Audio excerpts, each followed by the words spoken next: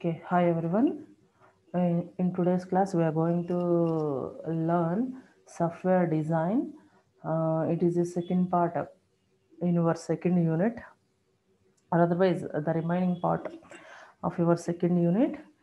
This is completely about a software design. ఈ మొత్తం ఇక్కడి నుంచి మనం నేర్చుకునేదంతా కూడా దీని మీద డిపెండ్ అయి ఉంటుందంటేనమ్మా సాఫ్ట్వేర్ డిజైన్ మీద డిపెండ్ అయి ఉంటుంది. యాక్చువల్గా వాట్ ఈజ్ సాఫ్ట్వేర్ డిజైన్?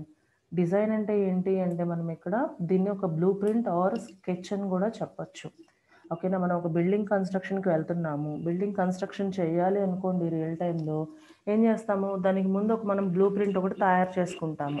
అవునా కాదు? ఇప్పుడు మీరు ఇంజనీరింగ్ డ్రాయింగ్ చూస్తే ఇంజనీరింగ్ డ్రాయింగ్లో ఒక బిల్డింగ్ కన్స్ట్రక్ట్ చేయాలి అంటే దానికి తగ్గట్టుగా మీరు అంటే లెంత్ విడ్త్ అన్నీ చూసుకుంటూ ఎవ్రీథింగ్ అనేది ఒక డిజైన్ లాగా తయారు చేస్తారు కదా, బ్లూ ప్రింట్ లాగా పెన్సిల్ యూజ్ చేసి చేస్తారు. సో అది చూసి దాన్ని ఫాలో అవుతూ దాని మెజర్మెంట్స్ ప్రకారము రియల్ టైంలో మనం ఏంటి by using cement and bricks use చేసి మనం బిల్డింగ్ కన్స్ట్రక్ట్ చేస్తాం కదా. ఇక్కడ కూడా అలాగనే ఇక్కడ కూడా ఈ సాఫ్ట్వేర్ ఇంజనీర్ మనం ఏంటి యాక్చువల్గా మన మెయిన్ మోటివ్ ఏంటి, ఒక సాఫ్ట్వేర్ ప్రోడక్ట్ని రెడీ చేయాలి. సాఫ్ట్వేర్ ప్రోడక్ట్ని రెడీ చేయాలి. సాఫ్ట్వేర్ ప్రోడక్ట్ని రెడీ చేయాలంటే వెబ్ అప్లికేషన్ అన్నట్టు అంతే కదా. ఒక వెబ్ అప్లికేషన్ లేదంటే ఒక నార్మల్ అప్లికేషన్ ఏదో ఒకటి మనం ఒక అప్లికేషన్ అనేది సాఫ్ట్వేర్ అప్లికేషన్ అనేది తయారు చేయాలి. సాఫ్ట్వేర్ అప్లికేషన్ తయారు చేయాలి అంటే మనకి ఇక్కడ ఏంటి అంటే కొన్ని అప్రోచెస్, కొన్ని సిస్టమాటిక్ అప్రోచెస్ అనేవి ఉన్నాయి. ఆ సిస్టమాటిక్ అప్రోచెస్లో ఏంటి అంటే ఫస్ట్ అంటే మనకు ఒక SDLC లైఫ్ సైకిల్ అంటారు, సాఫ్ట్వేర్ డెవలప్మెంట్ లైఫ్ సైకిల్. ఒక సాఫ్ట్వేర్ని మీరు కంప్లీట్గా డెవలప్ చేయాలి అంటే సో మీరు ఏమేమి యాక్టివిటీస్ చేయాల్సి ఉంటుంది. దాంట్లో మనం ఫస్ట్ ఫేజ్ ఒకవేళ కమ్యూనికేషన్ ఫేజ్ తీసుకోవచ్చు, second phase requirement and analysis phase తీసుకోవచ్చు, థర్డ్ ఫేజ్ వచ్చేసి డిజైనింగ్ ఫేజ్ తీసుకుంటున్నాం. ఓకేనా, అంటే ఇదేంటి, it's a one of the important phase in a SDLC life cycle. SDLC అంటే సాఫ్ట్వేర్ డెవలప్మెంట్ లైఫ్ సైకిల్. ఓకేనా, ఒక సాఫ్ట్వేర్ అప్లికేషన్ని మనం డెవలప్ చేయడానికి మనం ఇక్కడ ఒక లైఫ్ సైకిల్ అంటే మన యాక్టివిటీస్ అన్ని ఒక లైఫ్ సైకిల్ లాగా రిప్రజెంట్ చేస్తాం అనమాట. ఓకే, సో ఆ యాక్టివిటీస్ ఏమేమి ఉన్నాయంటే బేసిక్గా మనం 5 యాక్టివిటీస్ గురించి చెప్పుకుంటాం. ఓకేనా, ఏమేమిటి ఇప్పుడు చెప్పుకున్నాం కదా, communication, requirements gathering and analysis, and after that designing, coding, testing, deployment, ఇవన్నీ మనకి SDLCలో ఫేజెస్ మనం చేయాల్సిన టాస్క్స్. అంటే ఫస్ట్ ఇది చేయాలి, తర్వాత ఇది చేయాలి, తర్వాత ఇది చేయాలి, ఇలా ఒక ప్రొసీజర్ ప్రకారం స్టెప్ బై స్టెప్ ఎగ్జిక్యూట్ చేస్తేనే మన ప్రాజెక్ట్ అనేది ఎలాంటి ప్రాబ్లం లేకుండా కంప్లీట్ చేయగలుగుతాము. అర్థమైందమ్మా? ఓకే, సాఫ్ట్వేర్ ఇంజనీరింగ్ అంటేనే మనం ఆల్రెడీ చెప్పుకున్నాము, it is a engineering approach, step by step approach to complete a given project. So ఆ స్టెప్ బై స్టెప్ అప్రోచ్లో ఈ సాఫ్ట్వేర్ డిజైన్ అనేది one of the important phase. ఓకేనా, సో దీని మెయిన్ ఇంటెన్షన్ ఏంటి, ఈ సాఫ్ట్వేర్ డిజైన్ మెయిన్ ఇంటెన్షన్ ఏంటి అంటే యాక్చువల్గా it will provide a blue print. It will provide a blue print are A sketch for the final software product. మనం ఏదైతే final software product చేద్దాం అనుకుంటున్నామో దానికోసం యూస్ చేసే ఒక బ్లూ ప్రింట్ అనమాట. ఇంకా దాన్ని చూసేసి డైరెక్ట్గా ఆ డిజైన్ని చూసేసి డైరెక్ట్గా మనం ఏంటి కోడింగ్ ఇంప్లిమెంట్ చేయొచ్చు. సో అలాంటి ఒక మెథడ్ అనేది ఇక్కడ మనకి సాఫ్ట్వేర్ డిజైన్. ఓకేనా, సో దీని త్రూ ఏం చేస్తామంటే first of all we are going to design producing the software architecture. ఇక్కడ సాఫ్ట్వేర్ ఆర్కిటెక్చర్ అంటే ఏం చెప్పుకున్నాము, ఓవరాల్ ప్రాజెక్ట్ ఆర్కిటెక్చర్ ఏదైతే మనం డెవలప్ చేస్తామో మళ్ళీ ఆర్కిటెక్చర్ అంటే overall skeleton for the project. Then దాంట్లో మళ్ళీ మాడ్యూల్స్ ఉంటాయి, మళ్ళీ ఆ మాడ్యూల్స్కి డయాగ్రామ్స్, ఒక మాడ్యూల్లో మళ్ళీ నెంబర్ ఆఫ్ ఫంక్షన్స్ ఉంటాయి, ఆ ఫంక్షన్స్కి డయాగ్రామ్స్. ఇలా మనం ఏంటంటే ఎవ్రీథింగ్ క్లియర్గా డిజైన్ చేసి పెట్టుకుంటాము. ఈ డిజైన్ బేస్ చేసుకొనే మనము నెక్స్ట్ కోడింగ్కి వెళ్తాము. ఓకేనా. సో ఇక్కడే మనం ఏ కైండ్ ఆఫ్ డెసిషన్స్ తీసుకోవాలన్నా కానీ you should take at this phase itself. ఓకేనా. అండ్ అంటే అంత ఇది it's a major role, it plays major role. మీరు ఎలాంటి చేంజెస్ ఇప్పటివరకు అనాలిసిస్లో ఏమైనా చేంజెస్ పర్ఫామ్ చేసి ఉండొచ్చు, రిక్వైర్మెంట్స్ గ్యాదరింగ్లో చేంజెస్ పర్ఫామ్ చేసి ఉండొచ్చు. సో ఆ ఫేజెస్లో ఒకవేళ ఏదైనా చేంజెస్ ఉన్నా కానీ ఫైనల్గా ఇక్కడ ఏదైతే మీరు ఈ డిజైనింగ్లో డిజైన్ చేసి ఫిక్స్ అవుతారో దాని తగ్గట్టుగానే కోడింగ్ రెడీ అవుతుంది. అందుకని ఈ ఫేజ్లో చాలా కేర్ఫుల్గా ఉండాలి. అర్థమవుతుందమ్మా? ఓకే, ఇది అంతా ఏమంటారు ప్రిఫరెన్స్ ఉన్న ఫేజ్. సో మళ్ళీ ఈ ఫేజ్లో ఇంకా ఏమేమి చేస్తాము? ఓకే, ఆర్కిటెక్చర్లో మనం ఏమేమి డెవలప్ చేస్తాము?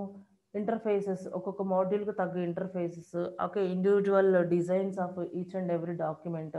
సో ఎవ్రీథింగ్ మన డాక్యుమెంట్కి సంబంధించి ప్రతి ఒక్క డిజైన్, అంటే ఈవెన్ మనం ఏంటి ఎస్ఆర్ఎస్లో కూడా ఈ డిజైన్స్ పెడతాము. ఎస్ఆర్ఎస్ అంటే ఏంటి? అదొక software requirements specification document.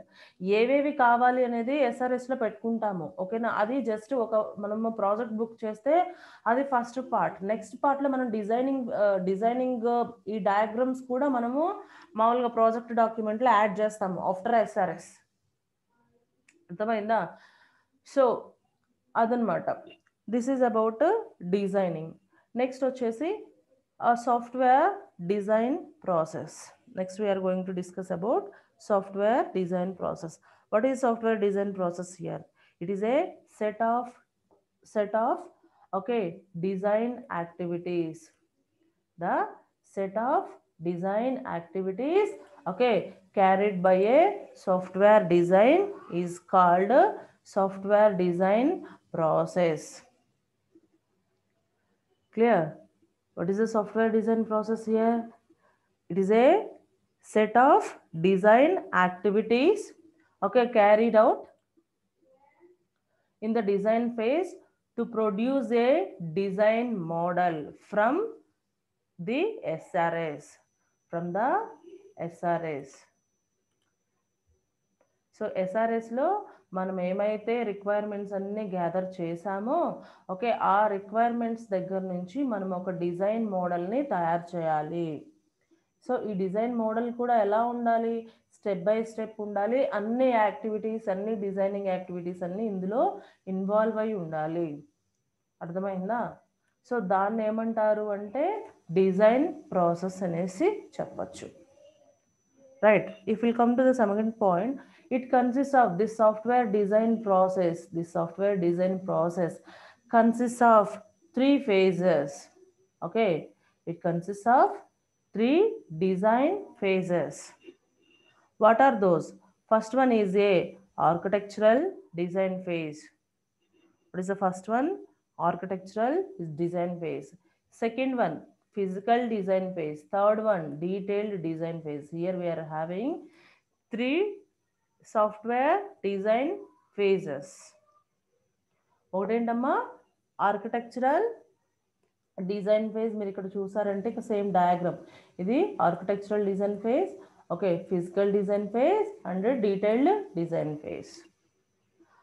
What is the role of architectural design phase? What is the role of architectural design phase in the sense? So architectural design phase would design the external behavior of a software product. So దీన్ని use చేసి మనం ఏం చేస్తామమ్మా? We are going to define the external behavior of a software product.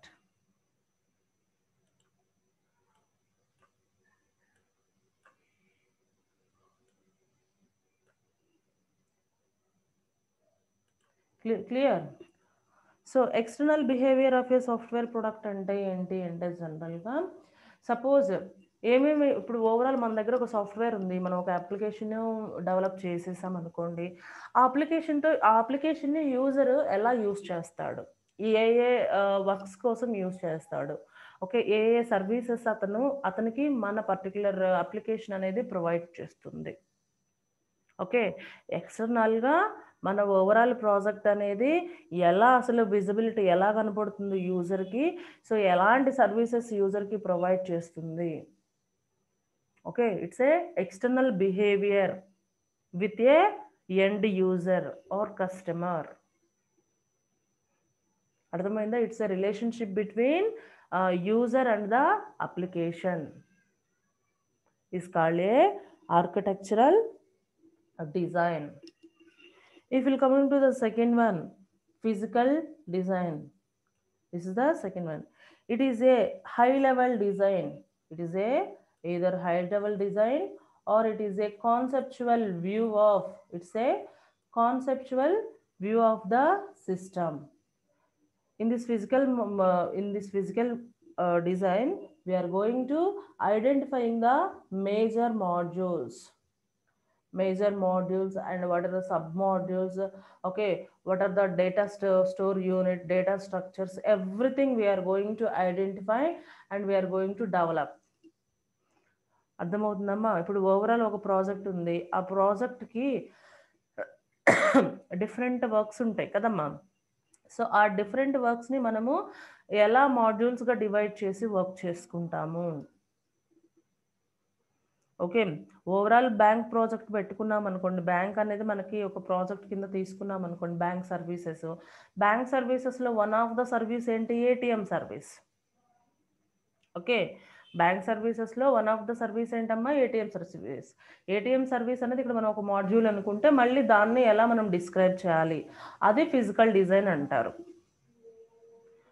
ATM కాకుండా ఒకవేళ customer only బ్యాంకుకే వెళ్తే ఏ kind of services ఇవ్వాలి, మళ్ళీ దాంట్లో కూడా సర్వీసెస్ ఉంటాయి. దాంట్లో ఓన్లీ మనీ రిలేటెడ్ సర్వీసెస్ ఉండొచ్చు, లేదు వాటి క్రెడిట్ కార్డ్ ఇష్యూస్ సర్వీసెస్ ఉండొచ్చు, లోన్ ఇచ్చే సర్వీసెస్ ఉండొచ్చు. సో ఇలా మళ్ళీ దాంట్లో కూడా డిఫరెంట్ ఉండొచ్చు. ఒక బ్యాంక్ అనేది సో చాలా యాక్టివిటీస్తో ఉన్న ఒక సిస్టమ్, ఒక ప్రాజెక్ట్ కదా. ఒక బ్యాంకుకి వెళ్తున్నాము అంటే దాంట్లో చాలా వర్క్స్ ఉంటాయి. క్యాష్ విత్డ్రా చేసుకోవచ్చు, డిపాజిట్ చేసుకోవచ్చు, చెక్ వేయచ్చు, డీడీలు తీసుకోవచ్చు. ఓకేనా, మనము బైక్స్కి, కార్లకి, ఏమన్నా ఇట్లాంటి హౌస్కి లోన్స్ అప్లై చేసుకోవచ్చు, లేదా పర్సనల్ లోన్స్ అప్లై చేసుకోవచ్చు. ఓకేనా, అలా కాకుండా మనం గోల్డ్ అక్కడ ఏమంటారు లాకర్స్ ఇస్తున్నారు ఇప్పుడు బ్యాంక్స్లో, మీకు ఈ విషయం కూడా తెలుసు కదా. సో బ్యాంక్ లాకర్స్ ఉండొచ్చు లోపల, సో వాటిని మనము యూస్ చేస్తూ ఉండొచ్చు. సో ఇట్లా చాలా ఒక్క సర్వీసే ప్రొవైడ్ చేయదు బ్యాంక్ అనేది కస్టమర్స్కి. సో మెనీ సర్వీసెస్ ప్రొవైడ్ చేస్తుంది. ఈ అన్ని సర్వీసెస్తో ఏటీఎం ఒక సర్వీసు, బ్యాంక్ లాకర్ సిస్టమ్ అనేది ఒక సర్వీసు, బ్యాంకులో వెహికల్ లోను, హౌస్ లోన్ అనేది ఒక సర్వీసు, రెగ్యులర్ ట్రాన్సాక్షన్స్ అనేది ఒక service. Okay, credit card issuing అనేది ఇంకొక సర్వీసు. సో ఇవన్నీ number of different modules related to A bank project. So వాటి గురించి మనము ఈ ఫిజికల్ డిజైన్లో చెప్తాము. ఓకేనా, నెక్స్ట్ లాస్ట్ వన్ వచ్చేసి డీటెయిల్ డిజైన్. డీటెయిల్డ్ డిజైన్ అంటే ఒక ఇండివిజువల్ ఒక చిన్న మాడ్యూల్ తీసుకుంటే ఆ మాడ్యూల్లో ఉన్న ఈచ్ అండ్ ఎవ్రీ ఫంక్షన్ గురించి మళ్ళీ డీటెయిల్గా చదువుకుంటే, డిస్క్రైబ్ చేసుకుంటే, వాటి కోసం మనం అల్గారిథమ్స్ రిప్రజెంట్ చేస్తే దాన్ని ఏమంటారు అంటే ఇక్కడ డీటెయిల్డ్ డిజైన్ అంటారు. ఓకేనా, ఏమంటారు? It's a completely logical design. Logical design in the sense ఒక పర్టికులర్ మాడ్యూల్ తీసుకున్నాము, ఆ మాడ్యూల్లో కూడా మెనీ ఫంక్షన్స్ ఉండొచ్చు. ఒక ఫంక్షన్ ఎలా చేయాలి అనే దానికి మళ్ళీ స్టెప్ వైజ్ ఒక అల్గారిథం రిప్రజెంటేషన్ పెట్టి అది లాజిక్గా పర్ఫెక్ట్గా వర్క్ అవుతుందా లేదో చూసుకున్నాము అంటే దాన్ని డీటెయిల్ డిజైన్ అంటారు ఇక్కడ. సరేనమ్మా? So these are the three phases of a design process here.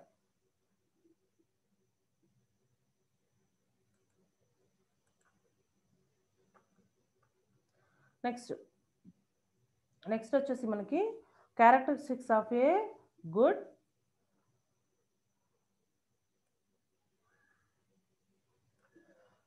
Next మనం ఇక్కడ డిస్కస్ చేస్తున్న topic ఏంటంటేనమ్మా characteristics of a good software design. What it is? It is a characteristic. ఒక సాఫ్ట్వేర్ డిజైన్ మనం ఏదైతే తయారు చేసామో అది గుడ్ సాఫ్ట్వేర్ డిజైన్ అవ్వాలి అంటే అది ఎలా ఉండాలి, దాంట్లో ఏమేమి ఫీచర్స్ ఇంక్లూడ్ అయి ఉండాలి.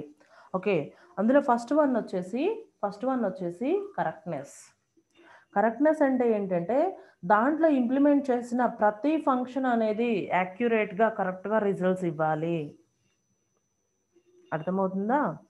ఇప్పుడు మనం ఏటీఎం తీసుకున్నాం, ఏటీఎంలో మనీ విత్డ్రా చేసాం అనుకోండి, మనం 500 రూపీస్ కావాలంటే 500 ఇవ్వాలి, 1000 రూపీస్ కావాలంటే 1000 ఇవ్వాలి. అంతేగాని మనం 500 అడిగితే 250 ఇచ్చి బట్ అకౌంట్లో అప్డేషన్ వచ్చేసి 500 విత్డ్రా చేసేసారు కస్టమర్ అన్నారనుకోండి, అది కరెక్ట్ ట్రాన్సాక్షనా? కాదు. సపోజ్ నాకు 500 కావాలని చెప్పేసి ఏటీఎంలో నేను ఎంటర్ చేశాను. ఆ ఎంటర్ చేసినప్పుడు నాకు ఇన్‌స్టెడ్ ఆఫ్ 500 బదులు 200 వచ్చింది బయటికి క్యాష్. ఓకే. తీసుకుంటున్నాను. బట్ అది అకౌంట్‌లో అప్డేట్ చేసేటప్పుడు మళ్ళీ 500 విత్‌డ్రా చేశాడు కస్టమర్ అని వచ్చిందనుకోండి. Is it A correct transaction? కాదు. అలాంటి సిట్యుయేషన్స్ ఏమీ రాకుండా ఓకేనా, ఎగ్జాక్ట్‌గా ప్రతి ఫంక్షన్ ఆ ఫంక్షన్ పర్పస్‌ని బట్టి అది యాక్యురేట్‌గా రిజల్ట్స్ అనేది ప్రొడ్యూస్ చేయాలి. ఓకేనా. Next understandability. అండర్‌స్టాండబిలిటీ అంటే ఏంటి? సో, మనం ఏదైతే డిజైన్ చేసామో అంటే డిజైన్స్ అంటే బ్లూ ప్రింట్ తయారు చేసామో అవి ప్రతి ఒక్కరికి అర్థమయ్యేలాగా ఉండాలి. ఈజీగా ఉండాలి. ఓకేనా. మనం ఏదో డిజైన్ చేసేసాంలే, ఎవరికి అర్థం కాకపోతే పర్లేదులే. ఓకే. ఇప్పుడు విత్‌డ్రా అనే వర్డ్ బదులు వేరే వర్డ్ యూజ్ చేసామనుకోండి, రెగ్యులర్ కస్టమర్స్‌కి అర్థమవుతదా? చాలా మందికి ఆ వర్డ్ అర్థం కాకపోవచ్చు. సో, అలాంటివి చేయకూడదు. ఇప్పుడు విత్‌డ్రాయల్‌కి ఇంకేయో సినోనిమ్స్ వేరే వేరే నేమ్స్ ఉండుండొచ్చు. సో, ఏదో స్టైల్‌గా ఉంది గదా! బాగుంది గదా! అని చెప్పేసి అలాంటి వర్డ్స్ మనం పెట్టామనుకోండి, కస్టమర్‌కి ఆ వర్డ్ ఏంటో అర్థం కాక సో, విత్‌డ్రా చేయాల్సినోళ్ళు కూడా చేసుకోకుండా వెళ్ళిపోవచ్చు. సో, అలాంటి సిట్యుయేషన్ రైజ్ అయిందనుకోండి, ఎవరు మన ఏటీఎంని విజిట్ చేయరు కదా! అలాంటివి రాకుండా ఏం చేయాలి? ప్రతి ఒక్కటి మనం దాంట్లో ఆ పర్టిక్యులర్ డిజైన్‌లో యూజ్ చేసే ఎవ్రీథింగ్ స్మాల్ వర్డ్స్ కావచ్చు, ప్రాసెస్ కావచ్చు, ఏదైనా కావచ్చు, క్లారిటీగా, క్లియర్‌గా ఉండాలి. అండర్‌స్టాండబుల్ మేనర్‌లో ఉండాలి. నెక్స్ట్ థర్డ్ వన్ వచ్చేసి ఎఫిషియన్సీ. ఓకే.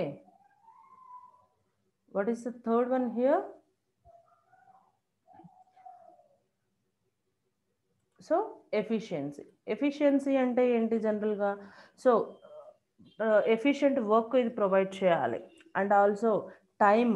ఓకే. మనము ఇప్పుడు విత్‌డ్రా చేస్తే వితిన్ ఫ్రాక్షన్ ఆఫ్ సెకండ్స్‌లో మన అమౌంట్ మనకు వచ్చేసేయాలి. అంతేగాని విత్‌డ్రా ఆమెకు డబ్బులు కొట్టి ఓకే బటన్ కొట్టిన తర్వాత అరగంటకి డబ్బులొచ్చాయనుకోండి, మనం అంతసేపు వెయిట్ చేస్తామా ఏంటి? వెయిట్ చేయము.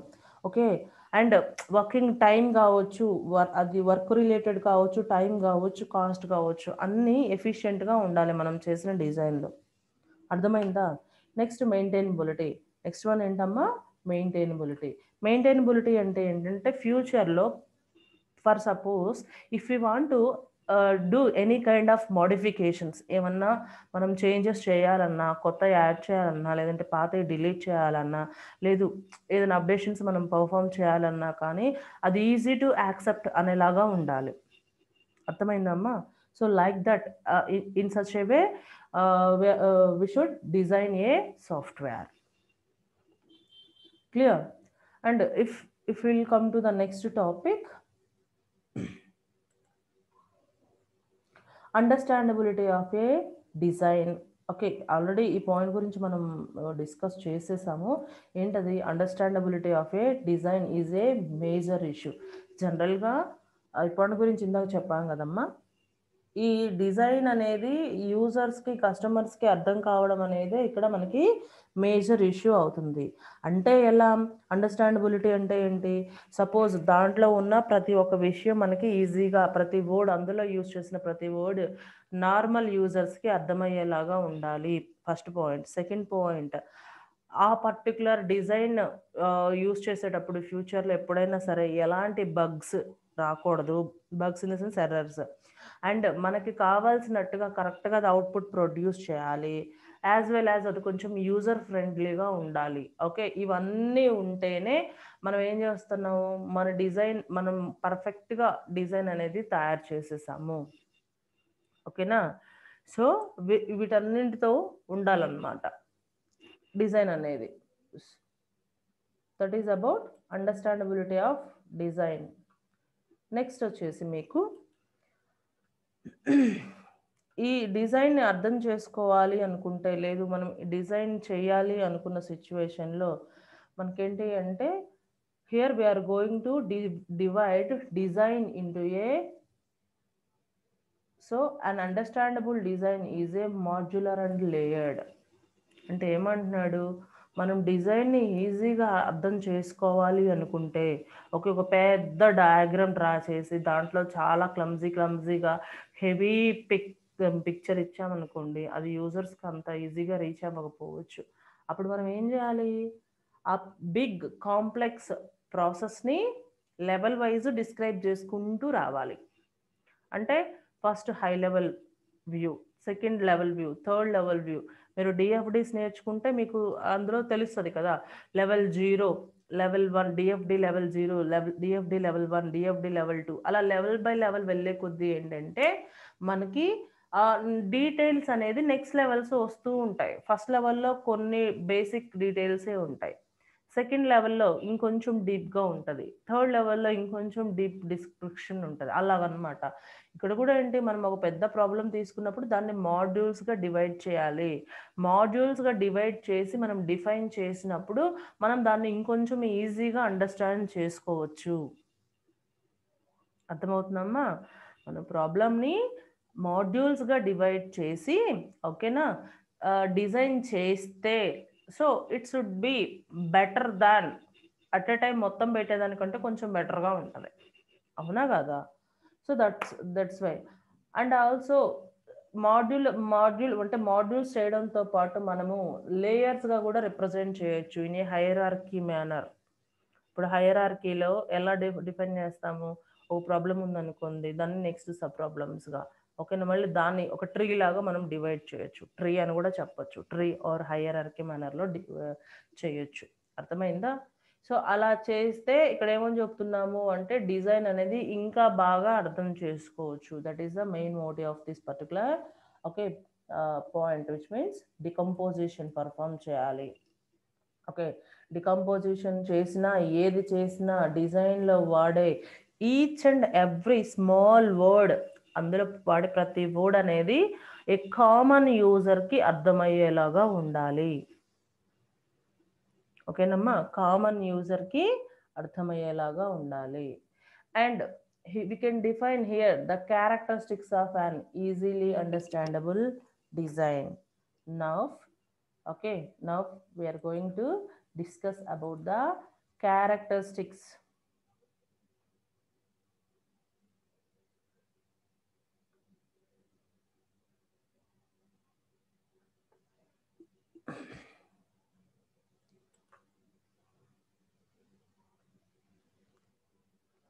Characteristics of an design. So దాంట్లో ఫస్ట్ ఇక్కడ మనకి 3 క్యారెక్టరిస్టిక్స్ గురించి చెప్పుకోవచ్చు అమ్మా ఈ డిజైన్లో. ఫస్ట్ వన్ వచ్చేసి మాడ్యులారిటీ. ఓకే, ఇక్కడ ఆల్రెడీ 1 అని పెట్టి నేమ్ ఉంది కదా, మాడ్యులారిటీ. సెకండ్ వన్ వచ్చేసి లేయర్డ్ డిజైన్. లేయర్ ఇంతకుముందు చెప్పుకున్నామమ్మా, లేయర్డ్ డిజైన్ వచ్చేసి సెకండ్ క్యారెక్టరిస్టిక్. థర్డ్ క్యారెక్టరిస్టిక్స్ వచ్చేసి okay cohesion and coupling. Cohesion and coupling, these are the 3 characteristics of a design. Okay, understandable design. దాంట్లో suppose now we're going to discuss about first one, modularity. Okay, modularity అంటే ఏంటి? Decomposition of a big problem into a okay small. ఇక్కడ already చూసారు చూడండి, decomposition of a problem. It is actually modularity is a basic characteristic of any good design. ఏదైనా మనం good design perform చేసాము లేదా good design చేసాము అంటే meaning ఏంటి అంటే మనం ఆ పర్టికులర్ ప్రాబ్లమ్ని నెంబర్ ఆఫ్ సబ్ ప్రాబ్లమ్స్గా డివైడ్ చేసి డికంపోజ్ చేసి, ఓకేనా, సో వాటికి ఇండివిజువల్ ఆ సబ్ ప్రాబ్లమ్స్కి సొల్యూషన్స్ ప్రొవైడ్ చేస్తే దాన్ని ఏమంటారు అంటే ఓకే గుడ్ డిజైన్ సొల్యూషన్ అని చెప్పేసి చెప్తారు. ఓకేనా, రైట్. సో మళ్ళీ డికంపోజర్ చేసాం కదా అని చెప్పేసి వాటి మధ్య రిలేషన్ సిచ్యువేషన్ బట్టి ఆ సబ్ మాడ్యూల్స్ మధ్య కూడా రిలేషన్ ఉండొచ్చు, ఉండకపోవచ్చు. Okay, we can't give assurance for that. Okay, that is completely on ఆ సిచ్యువేషన్. సపోజ్ రిలేషన్ ఉంటే ఎలా ఉంటుంది, రిలేషన్ లేకపోతే ఎలా ఉంటుంది, అసలు డిజైన్ ఎలా ఉంటుందో చూడడానికి here we have 2 small diagrams. Okay, see these are the 2 different diagrams. This first diagram represents a okay decomposition in a hierarchical design. Decomposition in a hierarchical design.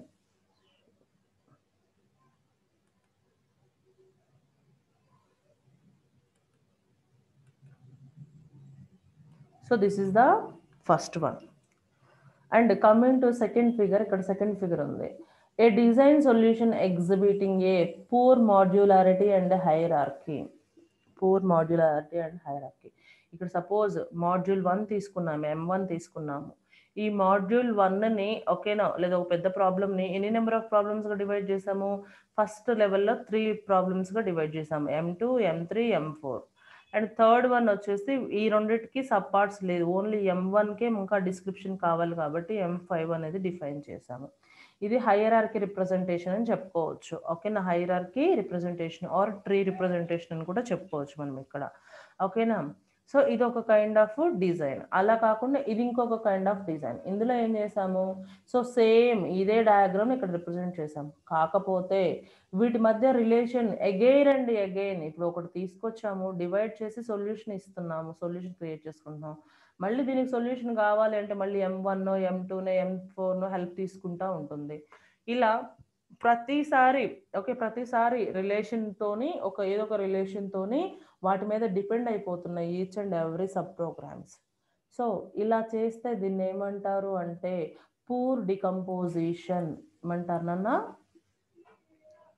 Poor decomposition అంటారు, లేదంటే poor modularity అంటారు. అలా కాకుండా ఇలా divide చేసాము, divide చేస్తే చూడండి దీనికి ఇదే సపరేట్గా డివైడ్ అయ్యి దీనికి ఒక సొల్యూషన్ ప్రొవైడ్ చేస్తాం, M3కి సొల్యూషన్ ప్రొవైడ్ చేస్తాను, M4కి M5కి సొల్యూషన్ ప్రొవైడ్ చేస్తాను. వీటిల్లో ఏంటంటే ఒక మాడ్యూల్కి ఇంకొక మాడ్యూల్కి ఇంటరాక్షన్ అనేది చాలా లోగా లెస్గా ఉంటుంది. ఓకే, దీన్ని సబ్ మాడ్యూల్ కింద డివైడ్ చేస్తాం కాబట్టి దాని వరకు అది చేసుకొని అది కంప్లీట్ చేసుకుంటుంది, దానికి M3తో పని లేదు.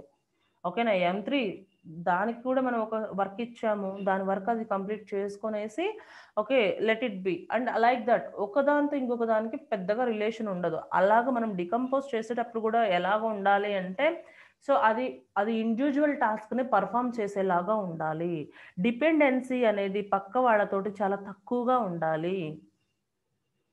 డిపెండెన్సీ అనేది అదర్ ఫంక్షన్స్ తోటి చాలా తక్కువగా ఉండాలి. అలాగా మనం ఇండివిజువల్ జాబ్స్ పర్ఫామ్ అలా ఉన్న వాటిని మనము మాడ్యూల్స్గా డివైడ్ చేయాలి. అలా డివైడ్ చేస్తేనే అది గుడ్ డికంపోజిషన్ అవుతుంది. లేదు ఇట్లా డిపెండెన్సీ ఎక్కువ ఉన్నప్పుడు మనము డికంపోజ్ చేసిన ఒక విధంగా చెప్పాలంటే వేస్ట్ అన్నట్టే. Okay, so these are the two different decomposition diagrams. So within these two, which one is the best? The first figure one is the best. Why? Because the submodules are not dependent on the other submodules. Those would execute their own problems, okay, without depending on the other problems, other modules. So this kind of division we would support. This kind of decomposition we would support. This is not that much a good decomposition technique, because of here the each and every sub modules again and again they are revisiting neighbor modules or parent module, etc. Right?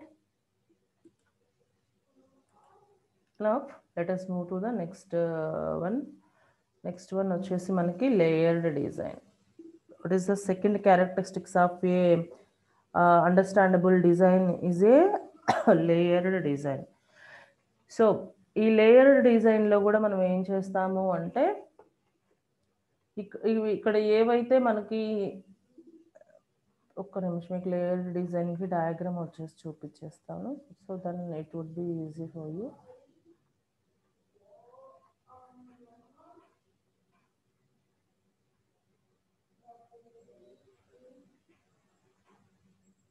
So ఇక్కడ చూడండి అమ్మా, ఇది layered design అంటారు. ఈ layered డిజైన్లో ఏం చేస్తున్నాము అంటే మనం ఇంతకు ముందు ఏదైతే మాడ్యులారిటీలో తీసుకున్నామో సేమ్ డయాగ్రమే ఇది, డిఫరెంట్గా ఏమీ ఉండదు. కాకపోతే ఏంటి అంటే డిపెండెన్సీ ఉన్న సిచ్యువేషన్లో ఒకవేళ ఇప్పుడు ఇక్కడ చూడండి ఎక్కువ డిపెండెన్సీ ఉన్న సిచ్యువేషన్ ఉంది కదా మనకి. సో ఇలాంటి వాటిని మనం కొంచెం కంట్రోల్ చేయాలి అంటే ఓకే, ఇలా లేయర్డ్ డిజైన్ లేయర్స్ లెవెల్లో మనం రిప్రజెంట్ చేసుకోవచ్చు. అంటే ఏంటి చూడండి, M1 ఒకటి 0 level layer, and M2 M3 M4 వచ్చేసి లేయర్ 1, ఓకే, లాస్ట్ M5 వచ్చేసి లేయర్ 2. సో ఇలా లేయర్స్ కింద డివైడ్ చేసుకోవచ్చు. ఎందుకు అనుకుంటే ఇప్పుడు ఈ లేయర్కి లేయర్ 0కి లేయర్ 1కి తక్కువ రిలేషన్ ఉండాలి. ఓకే, జీరో రిలేషన్ అంటే ఏంటి, యూసేజ్ డిపెండెన్సీ, జీరో డిపెండెన్సీ ఉండాలి. బట్ ఈ లేయర్ 1లో ఉన్న మాడ్యూల్స్ అనేవి అవసరమైతే ఒకదానితో ఇంకోటి ఇంటరాక్ట్ అవ్వచ్చు. Okay, little bit okay, compare to this one. So ఇలా ప్రతిసారి ప్రతి విషయంలో ఇంటరాక్ట్ అయ్యేదానికంటే కూడా అన్ని లేయర్స్ అన్ని వాటితో మిక్సప్ అయ్యే కంటే కూడా ఇక్కడ ఏంటి అంటే కొంచెం ఇక్కడ ఏమంటారు, ఇండివిజువల్ సేమ్ లేయర్లో ఉన్న మాడ్యూల్స్ అనేది ఒకదానితో ఒకటి కమ్యూనికేట్ చేసుకోవడానికి ఒక వన్ కైండ్ ఆఫ్ సొల్యూషన్ అనమాట ఇది. సమ్ టైమ్స్ అవసరం పడుతుంది. ఏం అవసరం పడుతుంది, ఒక సబ్ మాడ్యూల్ మనం డివైడ్ చేసినప్పుడు ఆ సబ్ మాడ్యూల్ ఇంకొక సబ్ మాడ్యూల్తో ఉన్న డేటాని యాక్సెస్ చేయడానికి నీడ్ ఉండింది అనుకోండి. అలాంటి సిచ్యువేషన్లో ఏం చేస్తామో తెలుసా, ఏవేవి సబ్ మాడ్యూల్స్కి ఒకదానితో ఇంకొక దానికి రిలేషన్ కావాలో అవన్నీ తీసుకొచ్చి ఒక లేయర్లో పెడతాం. సో అలాంటి సిచ్యువేషన్లో అవి ఇంటర్నల్గా ఆ పర్టికులర్ లేయర్ వరకు కమ్యూనికేట్ చేసుకుంటాయి, కానీ వాటి హయ్యర్ లేయర్ని డిస్టర్బెన్స్ చేయదు, లోయర్ లేయర్ని డిస్టర్బెన్స్ చేయవు. అర్థమవుతుందమ్మా, హయ్యర్ లేయర్ని డిస్టర్బెన్స్ చేయవు, అలాగే లోయర్ లేయర్ని కూడా డిస్టర్బెన్స్ చేయవు. అండ్ ఇవి వర్క్ చేసుకునేటప్పుడు ఇంకొక దాని వర్కింగ్ నేచర్ ఎలా ఉంటుంది అంటే, సో ఒక పర్టికులర్ లేయర్లో ఉన్న మాడ్యూల్స్ హైయర్ లెవెల్లో ఉన్న మాడ్యూల్స్ గురించి కేర్ తీసుకోకుండా లోయర్ లెవెల్లో ఉన్న మాడ్యూల్స్ గురించి కేర్ తీసుకోకుండా అవన్నీ పర్ఫెక్ట్గా వర్క్ అవుతున్నాయా లేదా, వాటి డిపెండెన్సీ మన మీద ఎంత ఉంది, సో దాన్ని బేస్ చేసుకొని మనము వర్కౌట్ చేసుకోవడం అనమాట ఇక్కడ. ఓకే, వర్కౌట్ చేసుకోవడం అర్థమైందా. అండ్ ఇది జనరల్గా ట్రీ లాగానే రిప్రజెంట్ చేస్తాము. అండ్ ఇంకా లోయర్ లెవెల్స్ డిక్రీజ్ అయ్యే కొద్దీ ఏమవుతుంది అంటే మనకి ప్రాబ్లమ్ని మనము అన్ని నెంబర్ ఆఫ్ సబ్ మాడ్యూల్స్గా డివైడ్ చేసాము అని అర్థం. ఓకేనా, ఒక లెవెల్లో ఉన్న వాళ్ళు ఒకరితో కమ్యూనికేట్ చేసుకోవచ్చు, కానీ హయ్యర్ లెవెల్లో ఉన్న వాళ్ళు లోయర్ లెవెల్లో ఉన్న వాళ్ళతో ఇంటరాక్షన్ తక్కువ పెట్టుకోవాలి.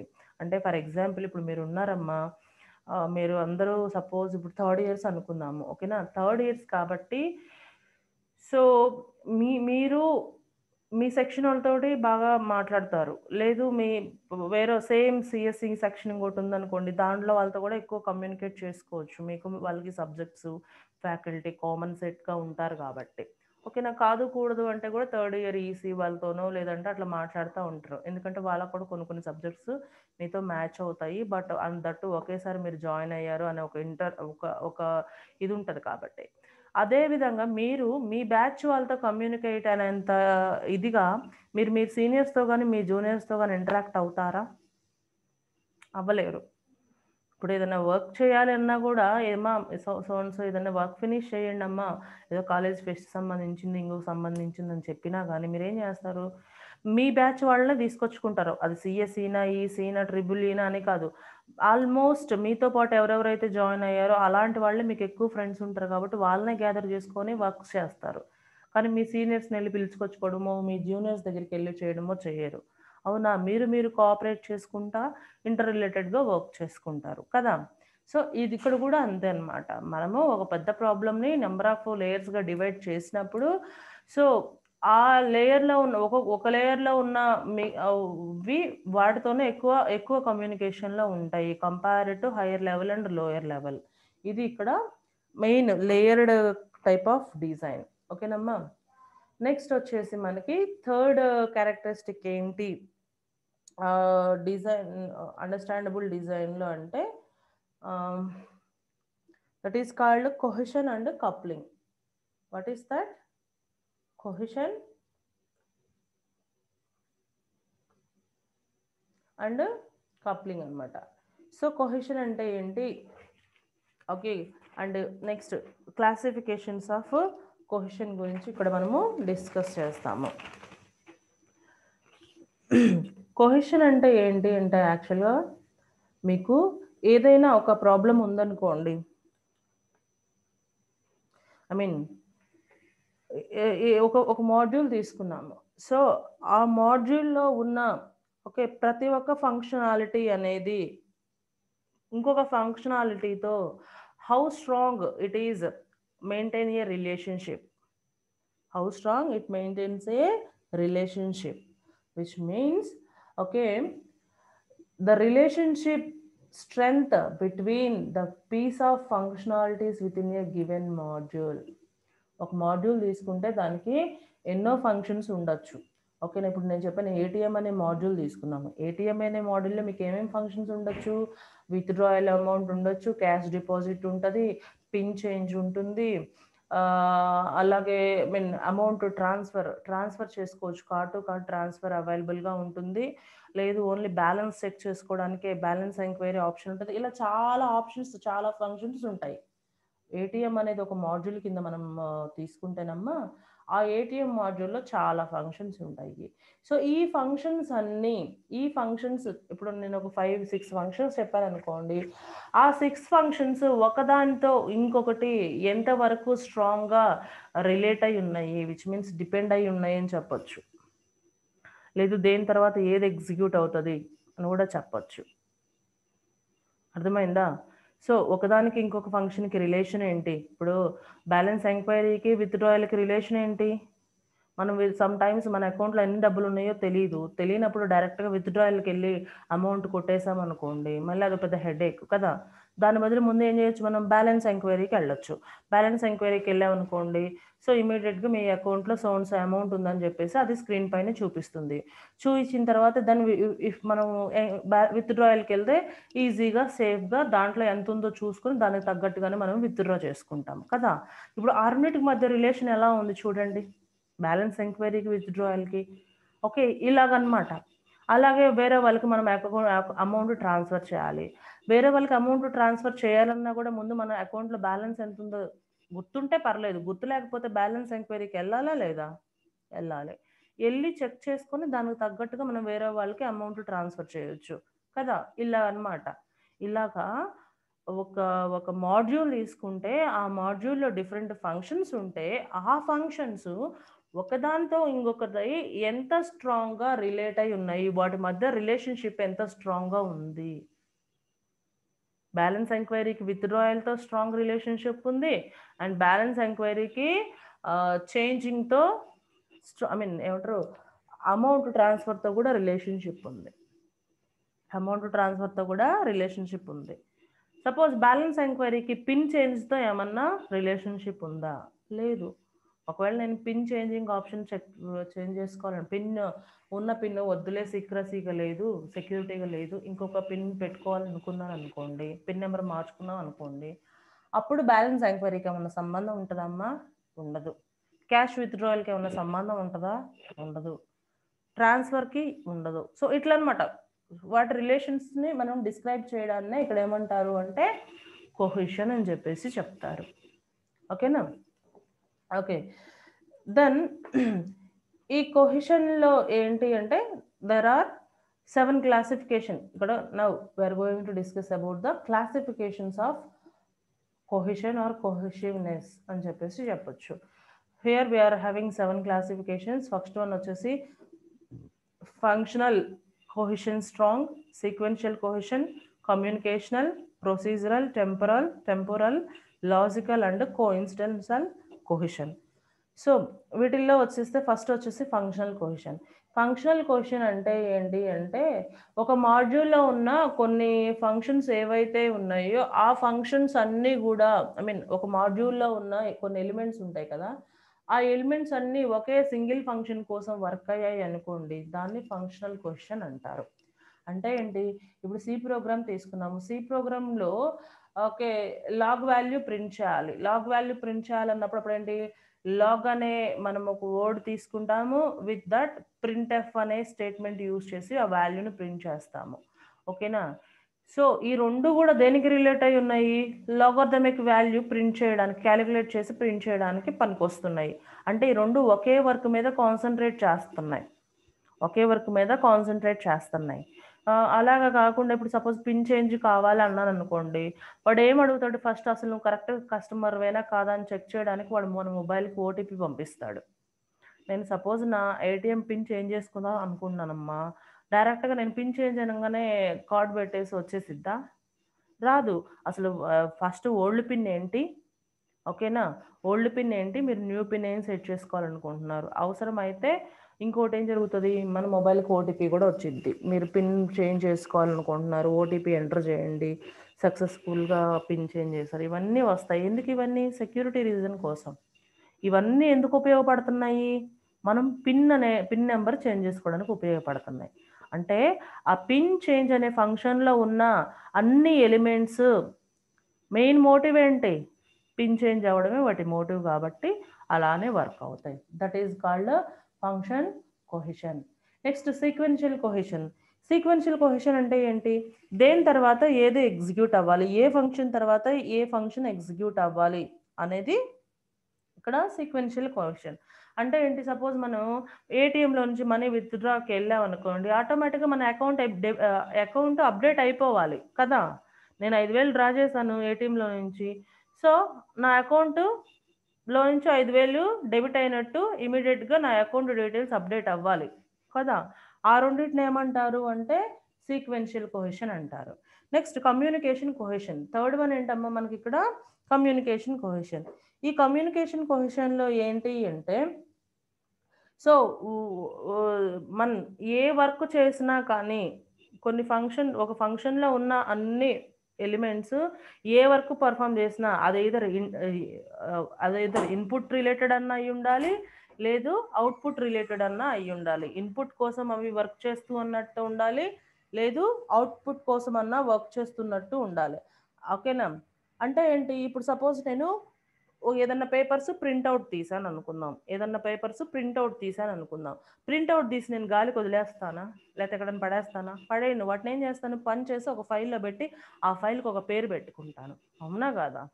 అంటే కొన్ని యాక్టివిటీస్ కంప్లీట్గా అవుట్పుట్ రిలేటెడ్ యాక్టివిటీసే చేస్తాము, లేదు కొన్ని యాక్టివిటీస్ కంప్లీట్గా ఇన్పుట్ రిలేటెడ్ యాక్టివిటీసే చేస్తాము.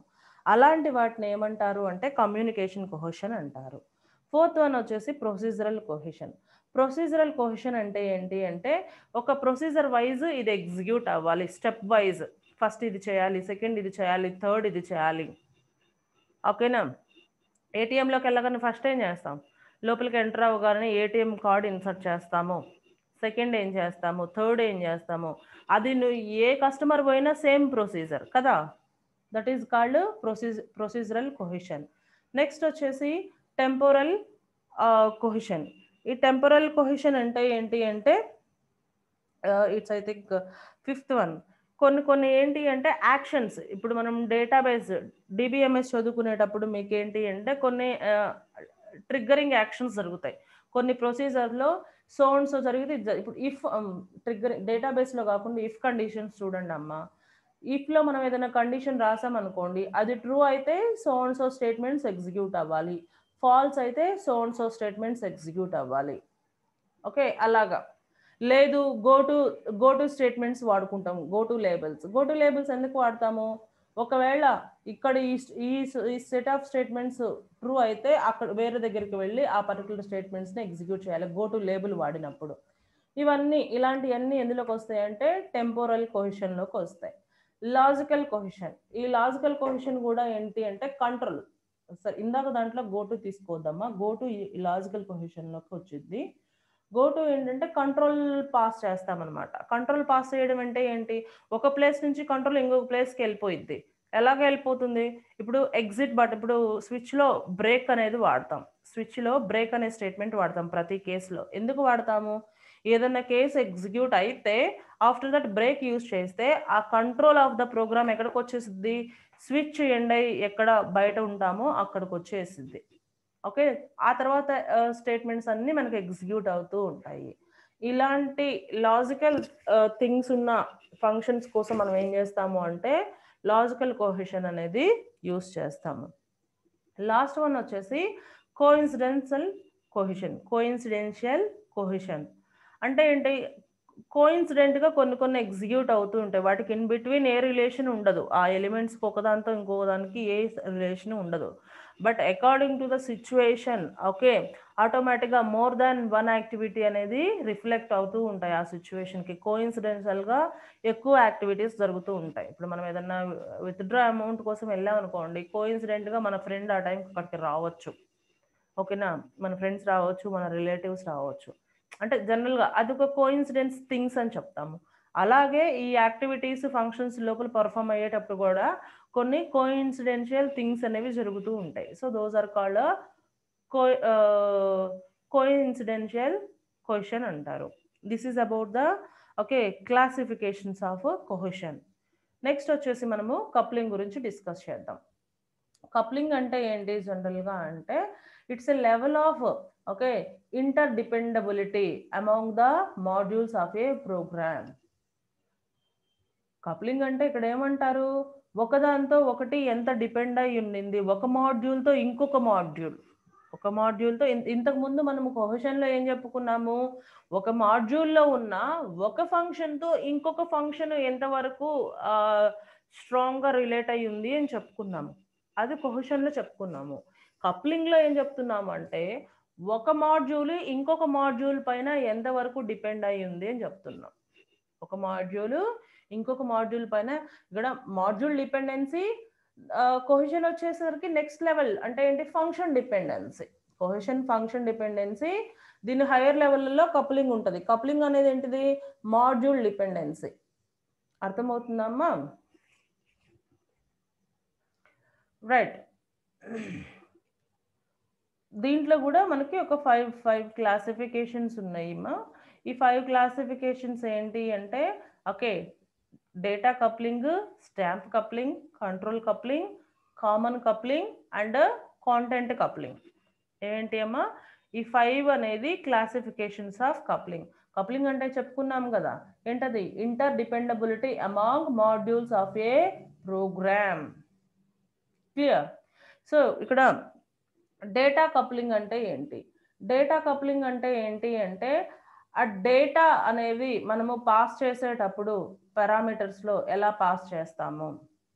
ఓకే దేని బేస్, ఇప్పుడు మనం ఏంటి data of a one program, ఒక ఫంక్షన్కి డేటా మనం పాస్ చేస్తాం కదమ్మా, విత్ ఆర్గ్యుమెంట్స్ వితౌట్ ఆర్గ్యుమెంట్స్ అని చెప్తాము.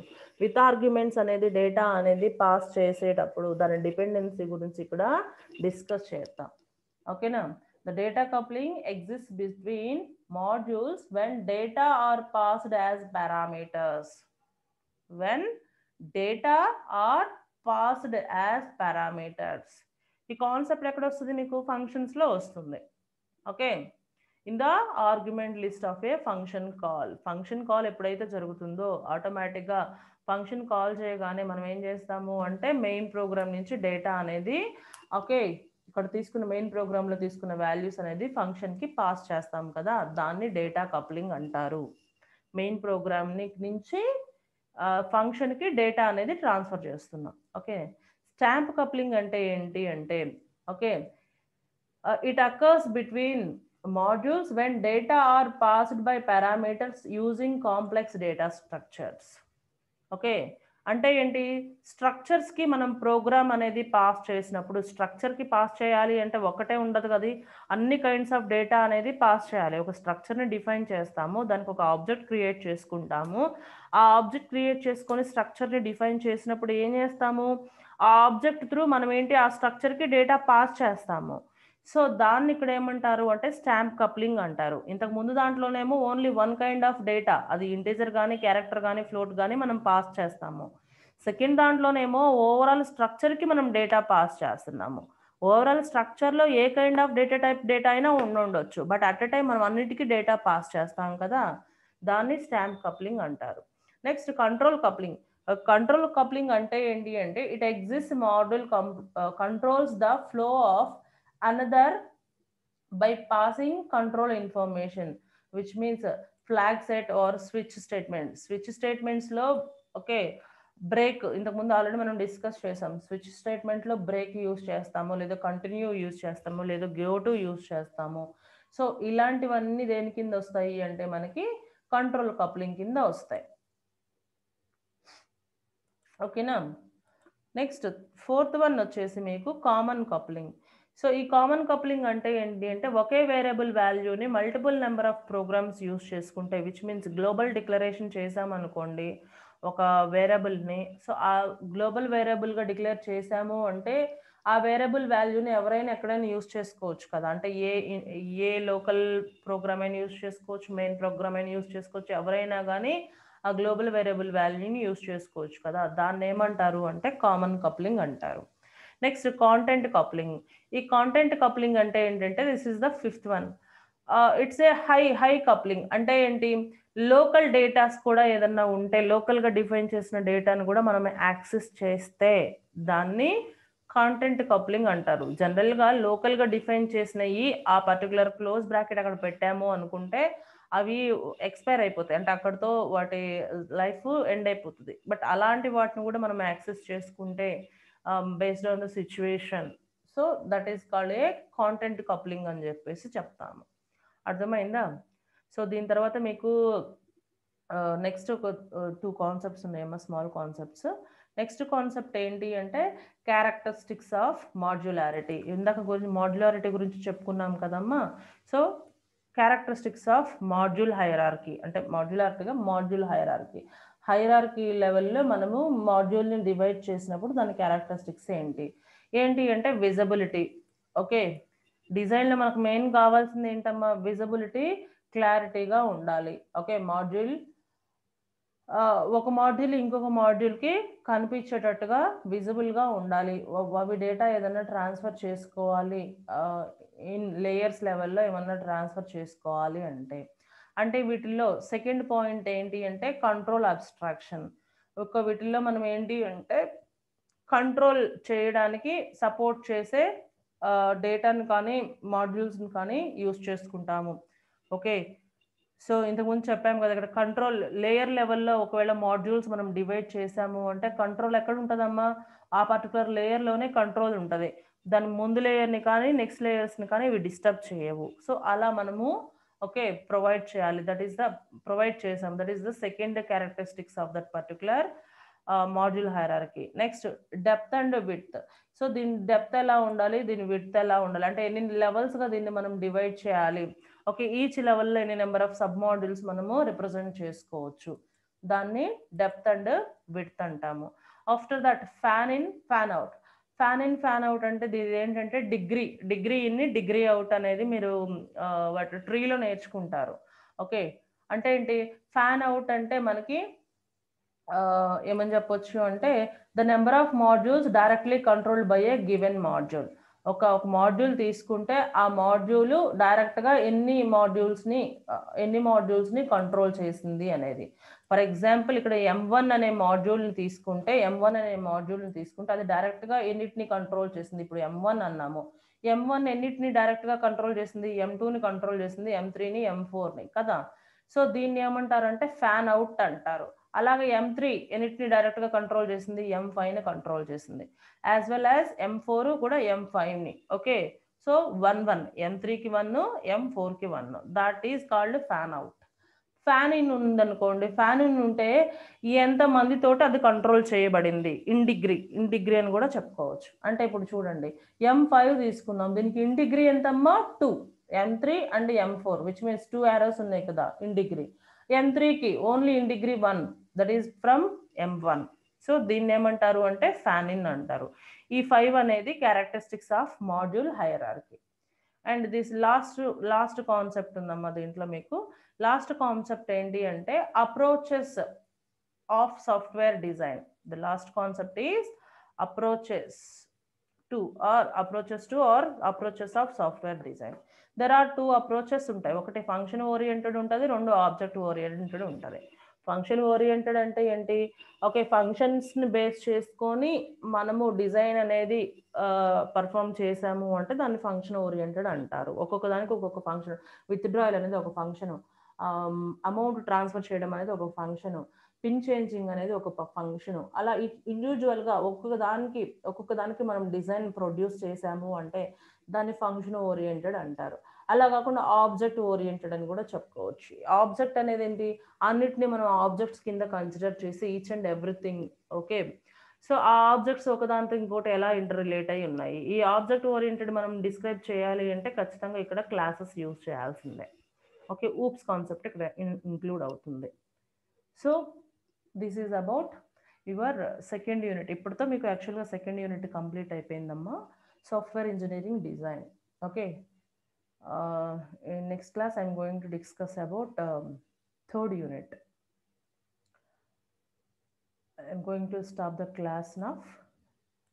Thank you everyone.